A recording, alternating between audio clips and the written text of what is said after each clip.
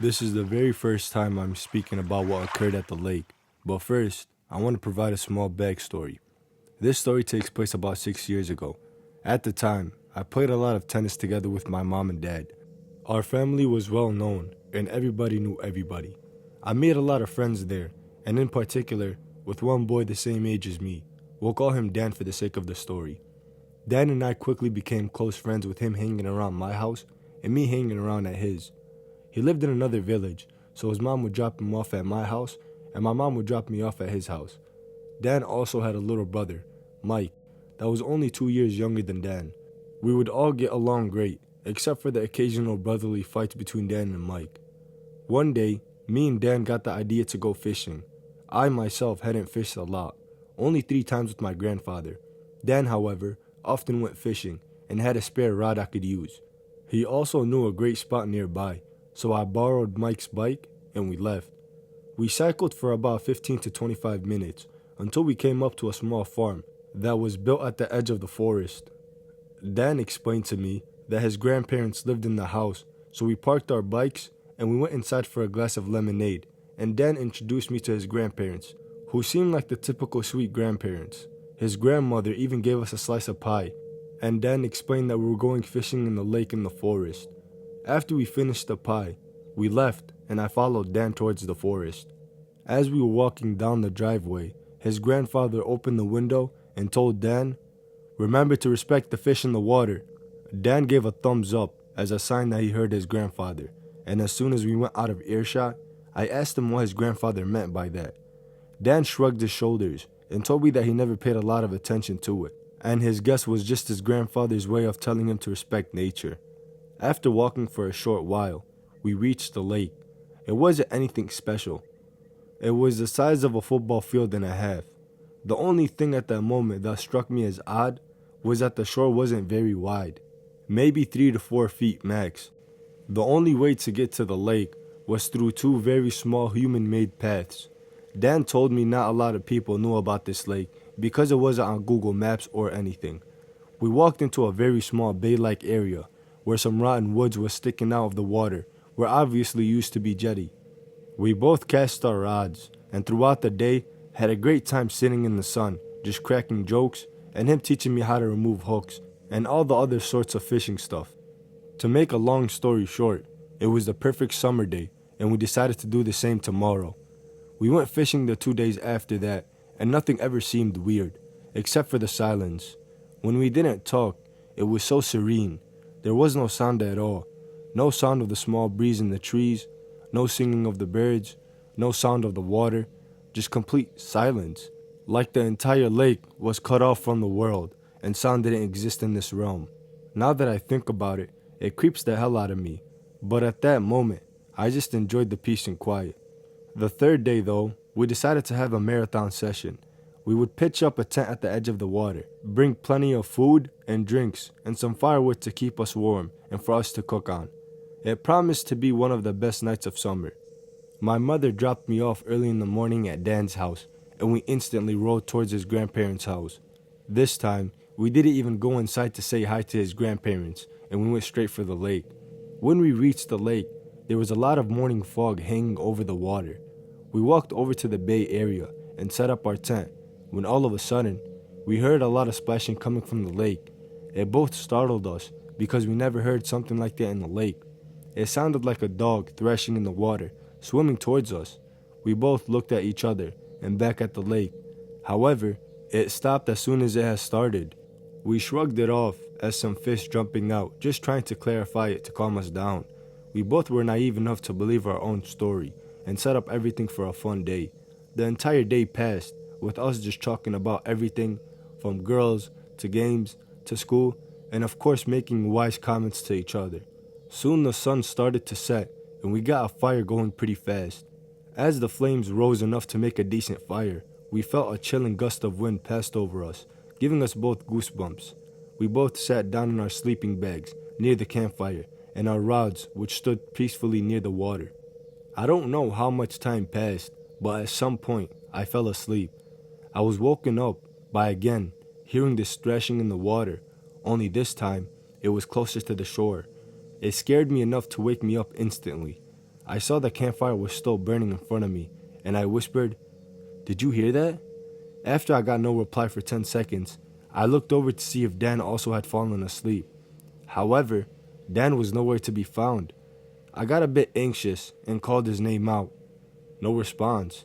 I called his name out again, only this time louder as panic started to fill me. Again, nothing. Now I noticed that I heard the thrashing coming closer slowly, and panic transformed into fear. I jumped up and stood as close to the fire as I could, my eyes fixed on the water, but it was pitch black and it was hard to make out anything at all. Then, silence. It stopped. Again, the silence. I looked around and yelled his name. Again. Still, nothing. I looked back at the water, and all of a sudden, I saw something. There was a head poking out of the water, but all I saw was the bridge of its nose and its eyes and hair. It was a human, to be sure, but the eyes, they penetrated me. They were like dark yellow, and the rest of the figure seemed pitch black, but there was something familiar in those eyes. And then it struck me. It was Dan, and he was in the lake, but at the same time, it wasn't Dan. I ran away. I don't know why, but I ran into the forest as hard as I could, leaving the fire. I could hear thrashing in the water again, this time more aggressively, like something was rushing to the shore, trying to get me, trying to take me. I ran to the only place I knew where to run to, his grandparents'. I reached it within 5 minutes. It couldn't have been any longer. I started banging on the door while crying like a 4-year-old. I banged, and finally, after what seemed like ages, his grandfather opened the door and looked at me with mixed emotions, sleepy, annoyed for somebody waking him up, and surprised at the same time. All I managed to get out between the sobs was Dan is in the lake. His eyes grew big as he ran back inside, and not a minute later came out with a flashlight and a hunting rifle and told me to follow him as he bolted towards the forest. When we came there, he told me to stay near the edge of the forest, and if he fell into the water, to run back and get his wife. He slowly went towards where we had pitched out of the tent. Then, I saw it. Our camping site was gone. And I don't mean gone. No, it looked like some people camped there 1 year ago, not 10 minutes ago. It looked decayed, broken, old, like somebody set up camp and the following day left and didn't bother cleaning it up. I only saw the silhouette of Dan's grandfather, and what seemed like ages, I heard him thrashing throughout the water, cursing and shouting Dan's name, and after what seemed like an eternity, he came back, Dan over his shoulder. He was unconscious, or at least I thought he was. We walked home in silence, and then he laid me on the couch and told me to sleep and don't worry about Dan, he would be okay. I woke up and his grandfather brought me home. I didn't even see Dan. He said Dan got a cold from the water when he fell in and was sleeping in his grandparents' bed, but we both knew that wasn't true. Dan and I grew apart after this until we lost contact with each other completely. I kept silence about this because to this day, I don't know what happened. It all seemed too surreal.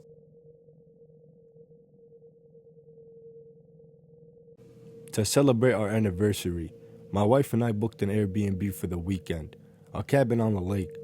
Looks like it's about to rain, my wife said as she rolled her suitcase across the porch. I looked up. To the west, the sky was deep gray, thick storm clouds heading towards us at a steady pace. Just our luck, I grumbled, hauling my suitcase out of the trunk. After we'd gotten everything inside, we poured wine and sat by the picture window overlooking the lake. The sky was darker now, and the glassy stillness of the water reflected the deep gray of the sky. The pine trees surrounding the lake swayed in the wind. "Wait! Look," my wife said. "There's somebody out there." At first, I couldn't see what she was talking about, but then, as I squinted, I did. In the middle of the lake, there was a tiny, peach-colored blob bobbing up and down. Somebody was out there, and they were waving their arms around as if signaling for help. "Oh my God, are they drowning?" my wife asked, rushing over to the window. Just call the police," I said, getting up and grabbing my jacket. "I'll take the rowboat out and try to help." The Airbnb had advertised a small rowboat that we could use. I could be out in the middle of the lake in under 5 minutes. Given how far we were out of town, it would probably take the police 20 minutes to get here. My wife looked at me, as if she were about to say something, but then she just nodded. I zipped up my coat and ran outside. The rain had started. A light drizzle blurred the lake in front of me, wetting my face. I ran down to the docks and undid the knot, then stepped into the boat. It rocked violently underneath me as I sat down and pushed off the oars. I rowed furiously towards the center of the lake, keeping my eyes on the person, but they were a lot farther out than I anticipated. Even after rowing 5 minutes, my muscles burning, I was only slightly closer. I stopped for a second and cupped my hands around my mouth. "Hey, I'm coming to help. Just hang in there." They didn't respond. They just kept waving their arms over their head. Probably couldn't hear me, I thought. Sucking in a deep breath, I began to row faster. The rain was harder now. Thick raindrops were hitting the wood of my boat, and water was dripping down my hair and into my eyes. I shook my head to get it off, not breaking stroke, and continued towards the center of the lake. The person was finally a little closer. I could see them bobbing up and down on the surface of the lake throughout the pelting rain, waving their arms furiously above their head. It looked like it was possibly a woman with dark hair, but I couldn't be certain. The oars sloshed throughout the lake. I was panting and my arms ached, but I forced myself to continue forward. They weren't that far off now. In just a few minutes, I'd probably be close enough to yell out to them, to see them clearly. Then, the sky flashed white. Seconds later, the rumble of thunder, so loud I could feel it in my bones. I swallowed. This isn't safe. I glanced back at the cabin.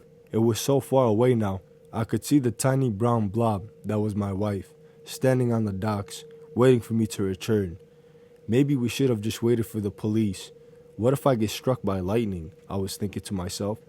I swallowed and turned back to the women, paddled as fast as I could with all my might. The rain pelted down furiously, running down my face, pooling into the bottom of the boat. The peach-colored blob grew closer and closer, and then I could finally see her clearly for the first time. Every muscle in my body froze, because as she was bobbing on the water, waving her hands above her head, she was smiling. Not only just smiling, grinning from ear to ear as she stared at my boat approaching. Instinctively, I grabbed the oars and backpedaled. The water resisted me, kicking up in a loud splash, and then the boat began to slide away from her. My phone started to ring, and I grabbed my cell phone out of my pocket. It was my wife. "Drew," she breathed, her voice wavering on the other side of the line. The police said, whatever you do, don't go out into the lake." "What are you talking about?" I questioned her. "Some psycho has been swimming out into the middle of the lake, luring people out. Just leave her there and come back." She continued talking, but I didn't hear what she said, because the woman had disappeared.